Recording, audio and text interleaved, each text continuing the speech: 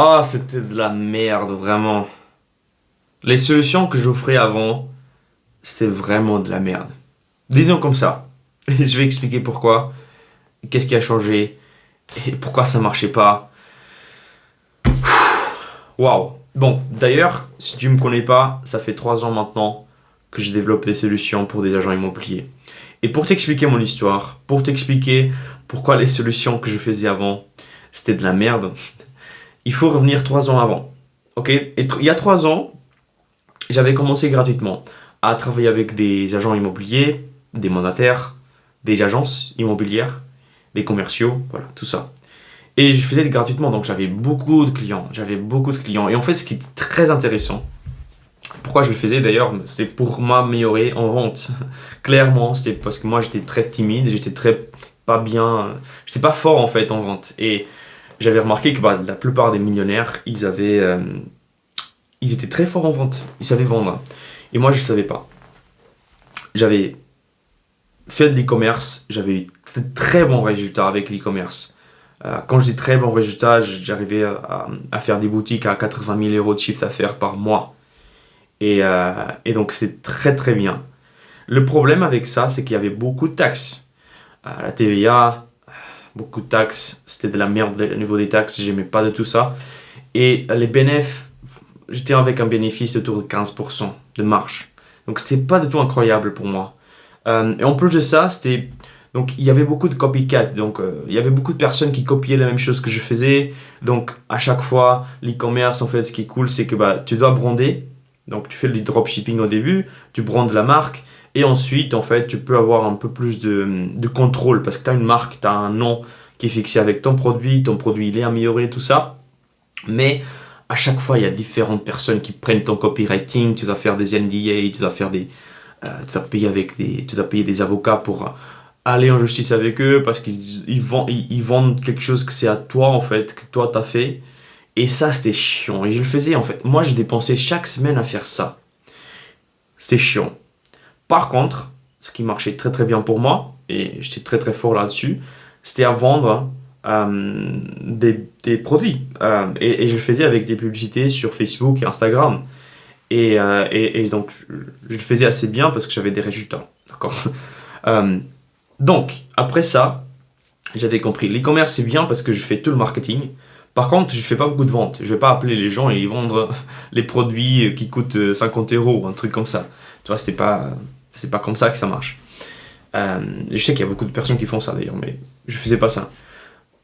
Et donc, ce qui me manquait, c'était des skills, la, le cha-cha. Je pense que c'est comme ça qu'on dit. Non, mais il manquait justement le fait de parler avec des personnes et de vendre mes services, de vendre mes produits, peu importe, de vendre quelque chose avec le téléphone et avec l'humain. Et donc, je voulais faire ça. Et j'avais remarqué justement que les plus grands millionnaires, tous les millionnaires, la plupart des millionnaires, des gens comme ça, ils savaient vendre et bien vendre. Et c'était très très fort en vente. Très fort. Et d'ailleurs, c'est toujours le même cas. C'est toujours comme ça. Peu importe quelle est la personne que vous connaissez, millionnaire ou même billionnaire, peut-être billionnaire pas trop parce que c'est beaucoup de logiciels, software, tout ça. Mais peut-être les millionnaires, ils savent bien vendre. C'est très fort vendeur. Et, euh, et donc j'avais ça et je me suis dit, c'est quoi les meilleurs vendeurs? C'est quoi les plus grands vendeurs au monde? C'est les agents immobiliers. Parce qu'ils sont toujours en train de vendre quelque chose. Et ils vendent des maisons. Donc c'est clairement ça. J'avais pensé aussi aux personnes qui vendaient des voitures dans les concessionnaires. J'avais pensé à ça aussi. Mais je me suis dit, bon, j'ai pris un au hasard pour m'améliorer. Je ne savais pas encore à l'époque. Et, euh, et donc il y a 3 ans, j'avais commencé gratuitement avec des personnes, différents réseaux, gratuitement. Et ce que je faisais, c'était que j'ai combiné un peu ce que je savais faire avec l'e-commerce, c'est ce que j'ai appris pendant plus de 5 ans. C'est que je faisais du marketing. Donc j'arrivais à avoir des prospects, j'arrivais à avoir du trafic. Ça, c'était ce que je faisais le plus. Et donc j'arrivais à faire quelque chose. Et j'utilisais la deuxième partie pour m'améliorer, que c'était les appels. Donc, je générais tous les prospects et ensuite je les appelais pour fixer des rendez-vous avec des commerciaux. Je faisais des settings en soi. Pour ces agences, agents, beaucoup, ok. Et quand je dis beaucoup, c'était que chacun de mes clients, j'avais une centaine de prospects par mois et je devais tous les appeler. Et je fixais beaucoup de rendez-vous en fait. Ça, c'était incroyable. Mais, pourquoi c'était de la merde? Parce que d'ailleurs, première chose, pourquoi c'est de la merde? J'avais 100 prospects à appeler par mois pour un client. C'était très chiant. D'accord? Je sortais pas de mon téléphone. C'était très chiant. J'aimais pas ça. Et toi, en fait, qui regarde, si t'aimes faire ça, tu dis de la merde, t'aimes pas faire ça, ok? Personne n'aime appeler beaucoup de personnes dans la journée. Même, je pense que même les gens qui sont extrovertis, ils aiment pas faire ça. C'est très chiant, ok? Mais je le faisais parce que je pensais que ça c'était la voie, ok? Et peut-être c'était la voie. Peut-être que j'ai dû passer par ça pour m'améliorer par la suite. Et en fait, c'est bien que j'ai passé par ça parce que j'ai développé une solution pour ça. Mais, on va revenir à ça. 100 prospects par mois, j'appelais tous les prospects. Et en fait, j'arrivais à avoir des rendez-vous. Mais le problème, c'est que la plupart du temps, c'était des personnes qui ne voulaient pas vendre. Quand ils voulaient vendre, c'était par eux-mêmes. Ou quand ils voulaient faire une estimation, c'était juste pour voir quelle était la valeur de la maison. Juste pour voir un peu, comparer avec les voisins. Ouais, bah ça, ma maison elle coûte X, ok, cool.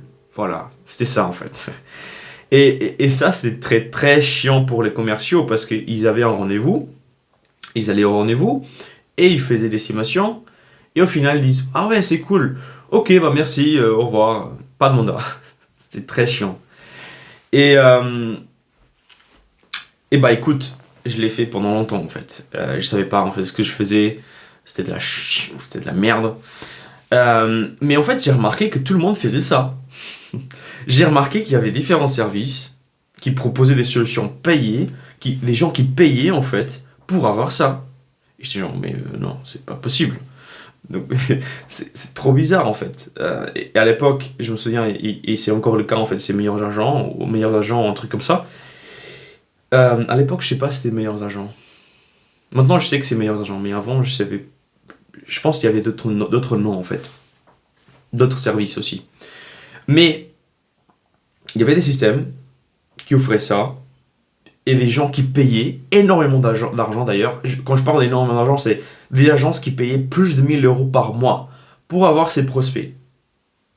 Qu'ensuite, eux, ils devaient appeler, eux, ils devaient qualifier, eux, ils allaient au rendez-vous et ça marchait pas. Alors, je vais pas dire que ça marchait pas tout le temps.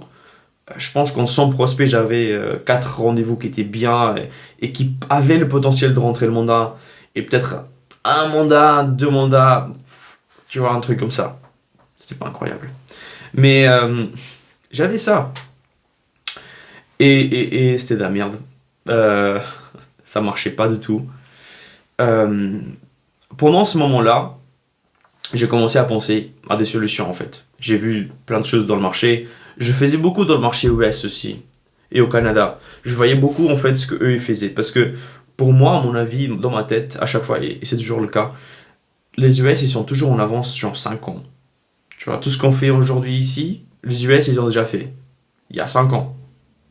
Et donc j'ai regardé ce qu'il y avait comme solution aux US. Et il y avait des solutions assez intéressantes. Il y avait des solutions où les gens utilisaient plus de qualifications, plus de questions avant d'avoir un prospect même. Euh, il y avait des solutions où ils ciblaient un peu plus les gens. C'est intéressant aussi. Il y avait des solutions où ils avaient juste des vidéos. Juste des vidéos.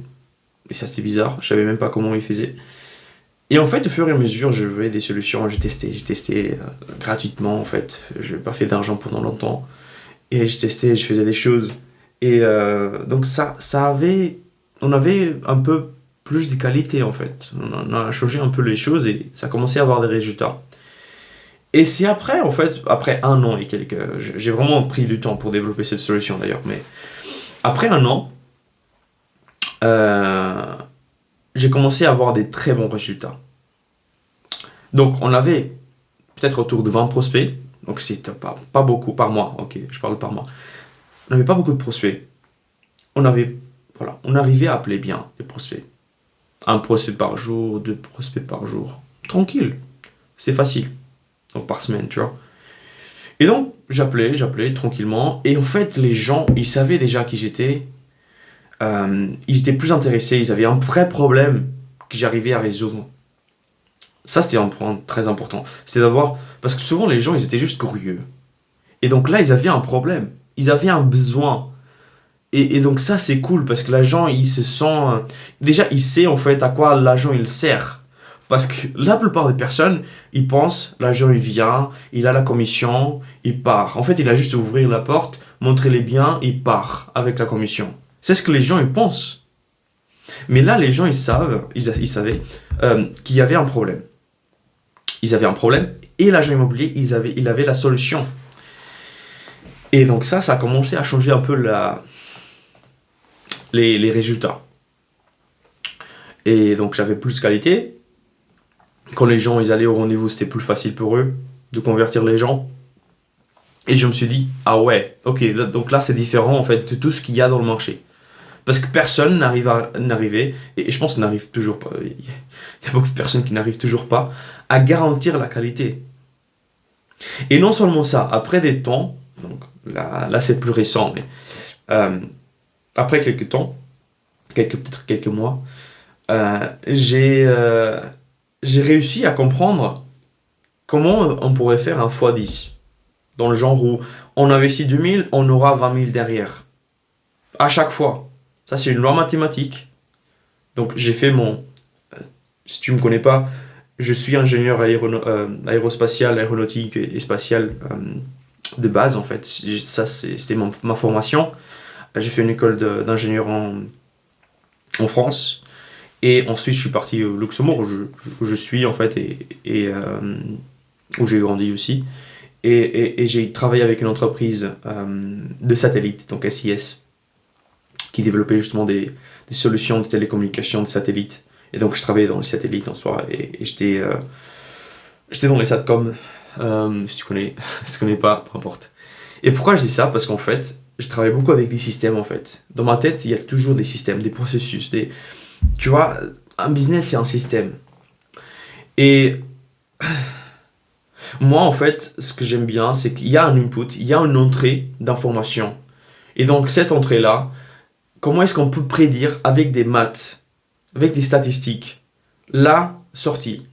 Et c'est ce que j'ai réussi à faire, en fait. Et ça, c'était très intéressant parce que j'ai vraiment fait le lien entre l'ingénierie, en général, c'est toujours comme ça, en fait, et le business. Et c'est toujours comme ça. Si tu suis les maths, tu enlèves l'émotion et tu as beaucoup plus de résultats directement. Tu as beaucoup plus de résultats parce que tu vas pas prendre des décisions par des émotions. Et si tu regardes les plus connus, les gens les plus riches au monde, je parle de Warren Buffett, Elon Musk, Jeff Bezos, je parle des gens vraiment très très forts, ok? Alex Hormozy, peut-être tu connais, peut-être tu connais pas. Ces personnes-là, ils savent que le pouvoir de la décision, elle est hyper importante. C'est la chose la plus importante que eux ils font. Parce qu'une décision qui est bien faite, ils peuvent faire des millions derrière. Et donc, le fait de faire une décision, c'est très important, ok, on l'a compris. Mais comment est-ce que tu peux faire la meilleure décision? C'est enlever tes émotions. Parce que les émotions, ça marche jamais pour avoir une bonne décision. Jamais. Par contre, les maths, physique, ça c'est des trucs qui sont fondamentaux. C'est des trucs qui ne font jamais changer. C'est des trucs qui sont toujours corrects. La maths, tu peux pas faire 1 plus 1 et dire que c'est 4. Non, c'est faux. Il y a une seule solution. Fini. Et donc, c'est pour ça que les maths sont hyper importantes dans le business également. Et si tu n'as pas lu le livre de Ray Dalio, il y a un livre, il s'appelle Principles. Principes. Je pense que c'est Principles. Cherche Principles by Ray Dalio. Je ne l'ai pas ici. Non, il est pas là. Il est pas là. Mais ce livre-là, il est incroyable parce qu'il explique en fait comment est-ce qu'il a créé une machine. Il a littéralement créé une machine avec des ordis pour prendre des décisions pour lui. Et donc, toutes les décisions qu'il prenait, pour ceux qui ne connaissent pas, Ray Dalio, c'est un des plus grands investisseurs au monde. C'est lui qui gère en fait les plus grands investisseurs au monde, disons comme ça. Il a la boîte. La boîte s'appelle je sais plus. Je sais plus le nom de la boîte. Mais en fait, ce qui est intéressant, c'est que à chaque fois, il analysait les marchés boursiers et il prenait des décisions. Est-ce qu'on va vendre? Est-ce qu'on va acheter? Et il faisait de l'argent derrière avec ça. Et donc, pour chaque décision, il utilisait les maths, simplement. Toutes ces inputs-là, les entrées des données, les entrées en fait qu'il prenait pour prendre la décision, c'était des maths. C'était pas l'émotion. Et ensuite, il y avait voilà, il y avait le temps qui passait ou justement le marché qui évoluait au fur et à mesure du temps. Et à la sortie, il avait fait un bénéfice. Et c'est comme ça qu'il faisait des bénéfices. Et en fait, ce qu'il a créé par la suite, c'est qu'il a créé un ordinateur, okay, ou plusieurs ordinateurs, qui tournaient des logiciels là-dessus, qui faisaient des décisions pour lui. Et il avait juste à voir, ok, est-ce que c'est correct? Est-ce que c'est logique? Est-ce qu'il n'a pas fait une faute? Ah, bah ça c'est la bonne décision. J'achète, ou je vends, ou peu importe. Il prenait des décisions. Et je pense que si toi tu peux faire la même chose, si toi tu peux t'enlever un peu donc, de l'émotion et de voir les chiffres et se dire, ouais, si j'investis 2 000 euros, j'arrive à avoir 20 000 euros derrière. Qui ne veut pas faire ça? Tu vois, c'est pour ça que les publicités payantes, pour moi, c'est vraiment le hack ultime. C'est la chose que si tu arrives à bien maîtriser, si tu arrives à bien maîtriser, parce que je sais qu'il y a beaucoup de personnes qui brûlent de l'argent, qui n'arrivent jamais à l'avoir derrière. D'accord? Et en fait, après, ils disent, ouais, ça Facebook Ads, ça marche pas. Publicité Facebook, ça marche pas. Publicité Google, ça marche pas. Et ils disent ça, en fait, parce qu'ils savent pas comment faire. Ils n'ont pas réussi à avoir des résultats, et donc ils disent que ça marche pas. Ils prennent pas responsabilité. D'ailleurs, si tu regardes la vidéo, j'espère que tu prennes la responsabilité. La faute, c'est pas des marchés, ok? La faute, c'est pas le marché immobilier, ok? C'est toi, toujours. Et fais comme moi, en fait. Prends la décision, prends la responsabilité. Ok, j'ai fait de la merde, j'ai évolué, j'ai grandi, et là j'ai une solution qui est un peu mieux. C'est pas parfaite, on est toujours en train d'améliorer, mais c'est un peu mieux. Et donc, si toi aussi tu veux investir 2 000 en publicité payante, et tu as 20 000 derrière, et quand je dis 2 000, ça c'est le minimum, ok? Tu peux faire même 10 000 et avoir 100 000 derrière. Quand tu comprends la logique, tu dis waouh, je le fais. Je le fais. Parce que, imagine, tu as une Ferrari devant toi, il y a un mec qui vient et il te dit, bah écoute, tu peux avoir cette Ferrari là, qui coûte 300 000 euros. Voilà, le Ferrari. Si tu me donnes 10 000 euros. What the fuck? Bah bien sûr, je vais trouver les 10 000 euros, je vais le payer. Direct. Mais parce que tu sais la valeur qui est derrière. Et là c'est pareil. Si tu sais que tu vas faire un X argent derrière. Donc si tu veux faire ça, si tu veux faire cet argent-là, tu sais pas comment faire avec des publicités payantes. Il faut savoir bien les faire, ok? Moi, ça fait plus de 5 ans que je l'ai fait et j'arrive pas toujours à bien maîtriser. Il y a toujours des fautes qui se font.